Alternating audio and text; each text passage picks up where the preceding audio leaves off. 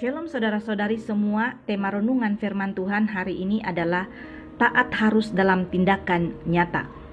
Yakobus 2 ayat 21, bukankah Abraham bapa kita dibenarkan karena perbuatan-perbuatannya ketika ia mempersembahkan Ishak anaknya di atas mezbah?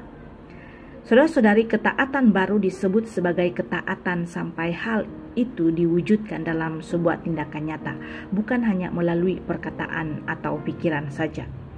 Yakobus menegaskan dalam ayat 17, jika iman itu tidak disertai perbuatan, maka iman itu pada hakikatnya adalah mati. Abraham kembali dijadikan contoh sebagai orang yang benar-benar hidup dalam ketaatan. Abraham tidak hanya taat dan percaya secara pikiran dan kemauan, tapi ia juga mempraktikkannya. Dan karena ketaatannya itu, kehidupan Abraham menjadi berkat bagi bangsa-bangsa.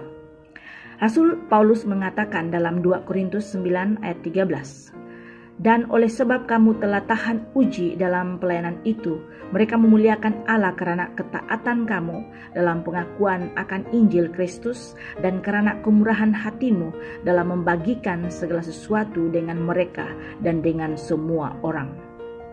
Ketika ketaatan seseorang diwujudkan melalui tindakan nyata, hal ini dapat dilihat dan dirasakan oleh orang lain sehingga nama Tuhan dipermuliakan melalui kehidupan orang tersebut.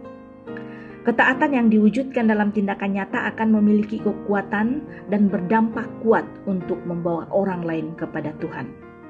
Bagaimana kita menjadi orang yang taat? Kita harus mempertajamkan pendengaran kita dan melatih diri untuk banyak mendengar seperti yang dikatakan oleh Yesaya 50 ayat 4b. Setiap pagi ia mempertajam pendengaranku untuk mendengar seperti seorang murid. Kita tidak mungkin dapat menjadi orang yang taat jika kita tidak belajar untuk mendengar.